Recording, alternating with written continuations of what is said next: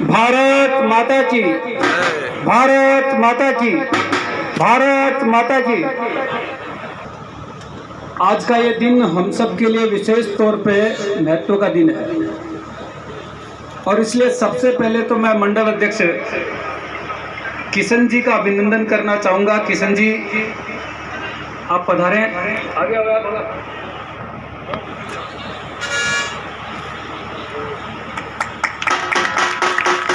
बहुत स्वागत और अभिनंदन आपका कि जैसा अशोक जी ने कहा, सशक्त मंडल अभियान में आपने एक नई कड़ी जोड़ करके आप और प्रवीण जी, सुनील जी, सब लोगों ने मिलकर के जिस प्रकार से मंडल कार्यालय बनाया है, उसके लिए मैं आप सबको साधुवाद देता हूं, बधाई देता हूं, धन्यवाद करता हूं। निश्चित रूप से कार्यालय हमारे काम का केंद्र होता है और कई बार जब कार्यकर्ताओं के बीच में जाते हैं तो इस बात की शिकायत कहीं न कहीं मिल ही जाती है कि साहब वो मीटिंग इनके यहाँ थी, उनके यहाँ थी, इसलिए नहीं गई, ऐसा नहीं हुआ, वैसा नहीं हुआ। अब ये सार्वजनिक जगह पे कार्यालय बनने से सब कार्यकर्ताओं को मिलने का एक माध्यम खुल गया। इसके लिए मैं सभी डीडवाना विधानसभा के कार्यकर्ताओं को बधाई देना चाहूँगा और निवेदन करूँगा, छोटा मोटा कार्यालय कैसा भी हो, सभी मंडलों में हम खोलें, वहाँ हमने कार्यकर्ताओं का मिलने जुलने का केंद्र बने, ऐसी सबसे अपेक्षा है।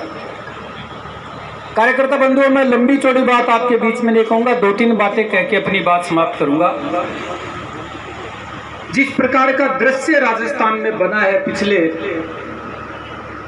4.5 साल में, कई बार ऐसा सोचते हैं कि इस मुद्दे पे ऐसा करें, उस मुद्दे पे ऐसा करें, लेकिन पता नहीं सरकार की वानगी क्या है। कौन से मुहूर्त में अशोक गहलोत जी ने शपथ ली इस बार कि सरकार जरूर राहत में है, पूरी जनता आहत है। यानी ऐसी ऐसी घटनाएं जिसकी सोचने से भी आदमी रूह कांप जाती है। आप कल्पना करिए, किसी बच्ची का अपहरण होता है, उसके साथ बलात्कार होता है और बलात्कार होने के बाद उसको गोली मार दी जाती है और वहां तक भी संतुष्टि नहीं मिलती है और उसके बाद उस पर एसिड डाल दिया जाता है, उसको कुएं में फेंक दिया जाता है। इससे दर्दनाक मौत कोई हो सकती है क्या? यानी कैसे अपराधियों के हौसले बढ़ रहे हैं। एक लड़का लड़की को थानेदाजी में मोटरसाइकिल से नीचे उतारा जाता है, मारपीट की जाती है। दोनों पति पत्नी हैं। पति को जाटी से बांध करके, पेड़ से बांध करके पत्नी के साथ 4 लोग बलात्कार करते हैं, वीडियो बनाते हैं। वीडियो बना करके सार्वजनिक उसको करते हैं। 5 दिन बाद उनकी FIR होती है। इससे दर्दनाक घटना कोई हो सकती है क्या? अभी आपने देखा होगा आपके पास में जोधपुर में, कल मुझे वो बता रहे थे कि किस प्रकार से घटना घटी और जो 6 माह की बच्ची को मारा, वो बच्ची को मारा नहीं, उसको जिंदा ही उसमें डाल दिया। आप सोचिए कैसी कैसी घटनाएं राजस्थान में घट रही है। और वो जो पति जो बच गया, वो तो संयोग था कि 8 बजे उसके पास में फोन आया कि वो टाइल्स का काम करता था, तो उसके मालिक का फोन आया कि आप यहाँ टाइल्स का काम है, रात को ही करना पड़ेगा। तो वो उसको पता नहीं था अपराधी को, वो चला गया। वो 8 बजे मोटरसाइकिल लेके रात को निकल गया, इसलिए बच गया, नहीं तो 5 हत्याएं होती उसमें। यानी किस प्रकार से अपराधियों के हौसले पुरस्त है। ऐसा लगता है कि जैसे रात को सारे अपराधी गश्त पे रहते, पुलिस सोती है। इसलिए अभी तो मुझे लगता है कि 2-3 महीने जनता को जागरूक रहने की आवश्यकता है। भ्रष्टाचार का आलम यह है, कोई डिपार्टमेंट ऐसा नहीं जिसमें मचक के भ्रष्टाचार नहीं हो रहा। मैं एक वानगी आपको बताना चाहूंगा। पिछले दिनों मैंने उस विषय पे प्रेस कॉन्फ्रेंस करके भी की और मैं आगे भी उसमें लगा हूं। मैंने ACD में उस मंत्री के खिलाफ मामला दर्ज कराया है। भारत सरकार राजस्थान के 904 स्कूलों में स्मार्ट क्लासेस बनाने के लिए 110 करोड़ रुपए राजस्थान सरकार को देती है। सरकार उनके टेंडर कराती है। टेंडर कराने के बाद में कंपनियों को वर्क ऑर्डर मिल जाता है, काम चालू हो जाता है। सभी स्कूलों में स्मार्ट क्लासेस के किट लग जाते हैं। किट लगने के बाद में मंत्री खुद पीडीआई जो एक बार जो माल आता है वो माल कैसा, उसकी जांच अधिकारी जाके करते हैं। मंत्री कंपनियों को धमकाती है कि आके मुझसे मिलो, अधिकारियों को कहती है कि आप पीडीआई नहीं करके आओगे। और जब अधिकारी इस बात को कहते हैं कि साहब वर्क ऑर्डर हो गया, सब कुछ हो गया, हम कैसे रोकें उसको, तो उसको लगता है कि मेरी बात कोई नहीं मानेंगे। तो 5 जून को खुद की नोट शीट पे ये लेटर लिख करके सभी को डालती है कि कोई भी अधिकारी कर्मचारी इसकी पीडीआई नहीं करेगा। मैंने प्रश्न किया कि मंत्री जी आपकी ऐसी क्या भावना है, क्यों राजस्थान के लाखों बच्चों के साथ आप खिलवाड़ कर रही हैं? क्यों नहीं राजस्थान के बच्चे स्मार्ट क्लासेस में पढ़ सकते हैं? जब हरियाणा में पढ़ सकते हैं, गुजरात में पढ़ सकते हैं, तो राजस्थान में क्यों नहीं पढ़ सकते? मंत्री की समस्या है कि उसके ताहिर और आसिफ को फोन करके कहते हैं जब तक 50% का कमीशन हमको नहीं मिल जाएगा तब तक कोई कंपनी को हम काम करने नहीं देंगे। यानी 110 करोड़ रुपए में से 110 करोड़ रुपए का जो टेंडर है उसमें से 55 करोड़ रुपए की रिश्वत उनको चाहिए। आप मुझे बताओ वो काम कैसे होगा? राजस्थान के 40,000 बच्चों को 40 करोड़ रुपए से भारत सरकार टैबलेट देना चाहती थी, टैबलेट से वो पढ़ सके। इस निकम्बी और बहरी सरकार के कारण से 4.5 साल में टैबलेट के टेंडर ही नहीं कर पाए। आप पूछना अपने घर पे जाके बच्चियों को, जो हमारी सरकार के समय साइकिलें मिलती थी, क्या पिछले 4 साल में उनको साइकिल मिली है क्या? पिछली बार भी लाते दिसंबर जाते जाते बच्चों को ड्रेस मिली और अभी सत्र चालू हो गया, आज तक ड्रेस का टेंडर भी नहीं हुआ।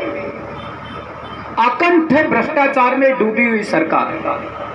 दूसरा एक उदाहरण देना चाहूंगा आपको मैं, प्रमोद भाया जैन खान मंत्री है। आपने आज तक विभिन्न प्रकार की पार्टनरशिप देखी होगी, लेकिन आश्चर्यजनक पार्टनरशिप बताता हूं। यहाँ मेरे बहुत सारे मित्र खान का काम करते होंगे, ये अपने पलौड़ साहब, इनके यहाँ तो माइनिंग का बड़ा काम है। रवाना जो कटता है वो कौन काटता है? गिरधर जी कहाँ से कटता है रवाना? माइनिंग विभाग, यानी सरकारी सिस्टम है। सरकारी सिस्टम से बाकायदा ई रवाना जारी होता है। अब ई रवाना में प्रमोद भाया जैन की पार्टनरशिप है। उसने उन सब लोगों को चिन्हित कर लिया जो अवैध माइनिंग करते हैं। अवैध माइनिंग का अर्थ यह है, ई रवाना तो जैसे मोलासर की माइंस का कटा है, पत्थर कहीं निकल रहा है। ऐसे मैंने 50 माइंस की जांच कराई है आरटीआई के द्वारा से। आपको ताज्जुब होगा कि वो माइंस जो ओरिजिनल माइंस जिनके ई रवाना कटे, उन माइंसों से 3 फुट भी पत्थर नहीं निकला। और उन माइंसों का टोटल अगर आप करोगे तो अरबों रुपए के पत्थर वहां से निकल गए। कल्पना कर सकते कितना बड़ा घोटाला होगा। मैंने कल परसों कोटा में पूछा, मैंने कहा भाई भरत सिंह जी ठीक कहते थे, सांगोद के विधायक, भाया रे भाया तूने खूब खाया। उन्होंने घर के बाहर पोस्टर लगा रखा। इतना बड़ा अवैध माइनिंग का काम राजस्थान की इस धरती पे 116 एमएलए ने लूटने का काम राजस्थान की जनता को कर रखा है। आप कल्पना करो किस प्रकार के कैसी कैसी चीजों में इन्होंने भ्रष्टाचार की वानगी बना रखी है। पेपर लीक का तो हम सब ने प्रकरण सुनाई है। जिस गोपाल केसावत को पकड़ा गया 18.5 लाख रुपए लेते हुए, आप मुझे सीधी सी बात पूछता हूं आपको, बाबूलाल कटारा आरपीएससी का मेंबर, गोपाल केसावत पूर्व मंत्री, और डीपी जारोली जो माध्यमिक शिक्षा बोर्ड का चेयरमैन था।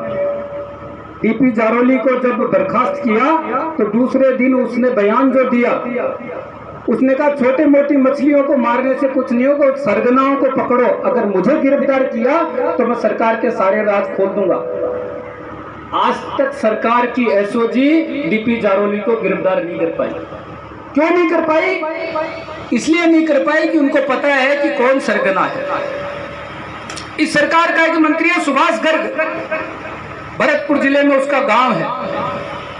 उस एक गांव से सेकंड ग्रेड की भर्ती में कितने लड़के पास हुए मैं बताऊंगा तो आपको ऐसे लगेगा जैसे राजस्थान में पता नहीं क्या हो रहा। एक ही गांव से पिछली भर्तियों में 250 बच्चे थर्ड ग्रेड और सेकंड ग्रेड में पास हुए हैं। अब इतने होशियार थे तो भाई पहले क्यों नहीं पास हुए? वो इतने ही होशियार थे तो पहले भी उतनी संख्या में पास होने चाहिए थे। यानी उनको बाकायदा पेपर 2 दिन पहले पहुंच जाता था। वो राजीव गांधी स्टडी सर्किल के सबसे बड़े सरगना अगर कोई है तो सुभाष गर्ग है। अभी ईडी ने जब उसके एक मित्र बने सिंह के यहाँ छापा मारा तो जो कागज बरामद हुए हैं और जिनकी चर्चा कल से राजस्थान में एक पूर्व मंत्री राजेंद्र हुड्डा कह रहे हैं कि वो लाल डायरी, माननीय मुख्यमंत्री जी वो लाल डायरी कौन सी है राजस्थान की जनता जानना चाहती है। यानी इस प्रकार भ्रष्टाचार के रिकॉर्ड तोड़ काम मैं गारंटी से कह सकता हूं, दावे से कह सकता हूं, राजस्थान में 19,000 बीघा से ज्यादा सरकारी जमीन पर कांग्रेस के एमएलए, कांग्रेस के नेताओं ने कब्जा करके प्लॉट काट करके बेच दिए। इससे ज्यादा शर्म की बात और कुछ नहीं हो सकती। अभी ताजा उदाहरण आज का दे रहा हूं। आज ही मुझे कागज भेजे हैं भीलवाड़ा में जहां मिनी सचिवालय बनना था और जहां मुख्यमंत्री जी उसका उद्घाटन, उसका शिलान्यास करके गए, जब मुख्यमंत्री खुद उसका शिलान्यास करके गया, ऐसी 3,000 गज जमीन जिसका खुद मुख्यमंत्री उद्घाटन करके जाता है, शिलान्यास करके जाता है, जब उसके सरकारी कागज खंगाले गए और लोग लेके पहुंचे तो आज पता चला वहां के प्रशासन को कि इसके तो प्लाट काटे हुए 1 साल हो गए। यानी 1 साल पहले उसके प्लाट काट के बेच दिए और उसका उद्घाटन, उसका शिलान्यास मुख्यमंत्री से करा लिया। ऐसा पंगु प्रशासन जहां है वहां राजस्थान की बहन बेटियों की इज्जत की क्या कल्पना कर सकते हैं। मुख्यमंत्री जी पूछ रहे हैं राजस्थान के नेताओं से, भाजपा के नेता से पूछते हैं कि आरपीएससी को भंग ही नहीं किया जा सकता। आरपीएससी को भंग करने का पावर राजस्थान सरकार के पास नहीं है।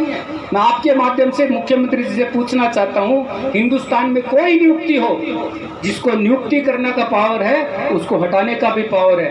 आपने अगर राज्यपाल जी को आरपीएससी भंग करने की अनुशंसा की है तो आप सार्वजनिक कर लो कि मैंने राजस्थान की आरपीएससी को भंग करने के लिए राज्यपाल जी को लिखा है। आप लिखते हैं तो राज्यपाल जी उसको राष्ट्रपति के पास भेजती, राष्ट्रपति से आपकी अनुशंसा होने पर आरपीएससी के मेंबर भंग हो सकते थे। आप ये देखिए, उसमें एक मेंबर था देवासी, उसके दोनों बच्चा और बच्ची दोनों सीआई बने। आज से पहले तो नहीं बने। देवासी जब मेंबर नहीं थे तब तो नहीं बन पाए वो। कितने उदाहरण बताऊं भ्रष्टाचार के, एक पूरी फहरिस्त है इनकी। कई बार तो यूं लगता है कि इतने सारे कागज हम सब ने इकट्ठा किए हैं। मैं कार्यकर्ताओं आपसे, आपके माध्यम से इन अधिकारियों को कहना चाहूंगा, जो लोग ये सोच रहे हैं कि हम इन मंत्रियों के भरोसे, इन एमएलए के भरोसे और इस सरकार के कुकामों को बचा पाएंगे, मैं दावे से कह सकता हूं राजस्थान में 2023 में भारतीय जनता पार्टी की सरकार बनने के बाद जो लोग गलत कामों में संलग्न थे सब लोग जेल के शिकंजे में जाएंगे। आने वाला समय इस बात का। इसलिए कार्यकर्ता बंधुओं, एक बात अंतिम कह के अपनी बात समाप्त करूंगा। 2023 और 2024 ये हिंदुस्तान की राजनीति में फाइनल मैच है। 2014 में आपने क्वार्टर फाइनल जीता, 2019 में आपने सेमीफाइनल जीता और 2024 ये फाइनल है। और इसीलिए आपने देखा होगा कि सारे चोर एक जगह इकट्ठा होकर के अलायंस बनाने की कोशिश कर रहे हैं। वो कौन लोग हैं? जिनके ऊपर भ्रष्टाचार के आरोप हैं, जो किसी न किसी तरीके से हिंदुस्तान की जनता को जिन्होंने लूटा है, ऐसे सब लोग मिलकर के, क्योंकि उनको लगता है कि इस बार अगर हम वापस सरकार में नहीं आ पाए तो फिर हम दोबारा कभी सरकार में आ नहीं पाएंगे, ये बात को वो जानते हैं। इसलिए यहाँ बैठे हुए सब कार्यकर्ताओं से मैं एक निवेदन करूंगा, मंचासीन सभी नेताओं से करूंगा। कई बार हम सब कार्यकर्ताओं को लगता है कि सारे काम तो मोदी जी कर ही रहे हैं, हमें करने की आवश्यकता क्या है। लोग, जनता तो मोदी जी के नाम पे राजी है, वोट दे ही देगी, हमको कुछ करने की जरूरत नहीं है। लेकिन मैं एक निवेदन करूंगा कार्यकर्ताओं, यहाँ बैठे सब कार्यकर्ता हैं, हिंदुस्तान की जनता को जब तक आप हनुमान जी की तरह बार बार याद नहीं दिलाते रहोगे तब तक लोग भूल जाएंगे। इसलिए हिंदुस्तान की जनता को हमको याद दिलाना पड़ेगा। और मैं विनम्रता से निवेदन करूंगा, आने वाले 2-3 महीने तक हम राजस्थान के फेलियर के बारे में जनता को बताएं, जो घटनाएं मैंने बताई उन घटना को तस्दीक करें। और जो fail card Bharatiya Janata party ने अशोक गहलोत सरकार का जारी किया है, इस सरकार की नाकामियों को घर घर ले जाने का काम हम सब करें। मैं आपको दावे से कहता हूं, अगर ये कहते हैं कि 500 रुपए का सिलेंडर हम दे रहे हैं तो उसमें 250 रुपए राजस्व हिंदुस्तान की सरकार की। कोई स्कीम ऐसी नहीं है जिसमें भारत सरकार का पैसा नहीं है। तो जब भारत सरकार का पैसा है तो भाई आप अकेले क्रेडिट कैसे ले सकते हैं उसकी? ये जाके आम जन को हमको बताना पड़ेगा, लोगों के बीच में हमको जाना पड़ेगा। इसलिए यहाँ बैठे हुए सब लोगों से मैं निवेदन करूंगा कि एक शक्ति के अंदर एक बूथ जो आपको सरलता से लगे उस पे घर घर जाकर के लोगों से इस अभियान की शुरुआत हम करें। और जैसा अशोक जी ने कहा, एक विशाल प्रदर्शन 1 तारीख को जयपुर में होने वाला है और आप जयपुर के सबसे निकट के कार्यकर्ता हैं, इसलिए आम जनता के साथ में इस महारैली में इतना बड़ा विशाल प्रदर्शन जयपुर में होना चाहिए कि हम एक बार यूं लगे उस 1 तारीख को यह तय हो जाए कि ये सरकार की विदाई अब तय हो गई है, राजस्थान में परिवर्तन सुनिश्चित है। मैं 30 साल से छोटे मोटे राजनीतिक रूप से अनुभव रखता हूँ, राजस्थान की सब विधानसभा के कार्यकर्ताओं से किसी न किसी रूप में टच में रहा हूँ। मैं आज आपको इस मंच के माध्यम से दावे से कह सकता हूँ, अशोक गहलोत जी जब पहली बार सरकार में आए तो कांग्रेस की 56 सीट आई थी, दूसरी बार आए तो 21 आई। इस बार मैं दावे से कह सकता हूं आपको कि राजस्थान में 175 सीट के साथ भारतीय जनता पार्टी पुनः सरकार बनाने वाली है। आप लोग ये निश्चित मान के चलिए। अब आपको केवल इतना काम करना है कि मेरी विधानसभा से कमल का फूल जीत के विधानसभा में जाए, ये मन आपको बनाना है। और मुझे लगता है कि सब लोग आपस के मतभेद छोड़ करके, मनभेद छोड़ करके, बड़ा मन करके इसकी फोटो लगी उसकी नहीं लगी, ऐसा हुआ वैसा नहीं हुआ, ये आता है वो नहीं आता है, भूल करके जब आप देख सकते हैं कि जिन जिन लोग, ऐसे लोग जिनकी आपस में बनती नहीं है, वो भी एक जगह कभी पटना में बैठ करके कभी कर्नाटक में बैठ करके एक होने की कोशिश करते हैं, तो हम तो यहीं रहते हैं। आप और उसको अब कांग्रेस और बाकी दलों को हराने के लिए प्रत्येक विधानसभा में 50% वोटों की गिनती करानी पड़ेगी। इसलिए 50% वोट हमको कैसे मिले विधानसभा में, इसकी तैयारी हम सब लोगों को करनी है। कहीं ये सोचना ही नहीं है कि हम तो 34% मिल जाएंगे तो जीत जाएंगे, हम तो 45% मिल जाएंगे जीत जाएंगे। हमको 50% वोट हर विधानसभा में लेने हैं। इस प्रकार का मन बना के हम सब कार्यकर्ता लगेंगे। मैं पुनः इस मंडल की टीम को, जिले को बधाई देना चाहूंगा, धन्यवाद देना चाहूंगा कि आप सब लोगों ने इतना शानदार कार्यालय बना है। कभी आते जाते हम लोगों को भी रुकने का यहाँ अवसर मिलेगा। पुनः एक बार पूरी टीम को, मोलासर की जनता को, मोलासर के कार्यकर्ताओं को बधाई और शुभकामनाएं देते मैं अपनी बात समाप्त करूंगा। 1 तारीख को हम सब लोग जयपुर मिलेंगे। ऐसे आशा और विश्वास के साथ 3-4 नारे मेरे साथ लगाएंगे आप मिलकर के। उन नारे मैं बोलूंगा, उसके पीछे आपको बोलना, नहीं सहेगा राजस्थान, बहन बेटियों का अपमान नहीं सहेगा राजस्थान, बहन बेटियों का अपमान नहीं सहेगा राजस्थान, भ्रष्टाचार खुलेआम, भ्रष्टाचार खुलेआम। अरे ऐसी आवाज जोरदार से लगना चाहिए, मेरी आवाज ही दब जानी चाहिए। भ्रष्टाचार खुलेआम, नहीं सहेगा राजस्थान, भ्रष्टाचार खुलेआम, दलितों पे अत्याचार, दलितों पे अत्याचार। भारत माता की, भारत माता की।